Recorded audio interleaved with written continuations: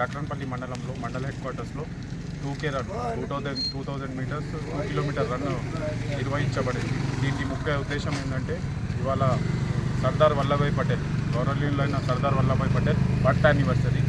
So birth anniversary భాగంగా 2K run నిర్వహించబడింది.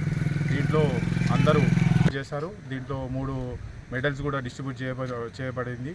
So ఇది రాష్ట్రీయ ఏక్తా దివస్ సందర్భంగా చేయవలసి అయింది. నమస్కారం.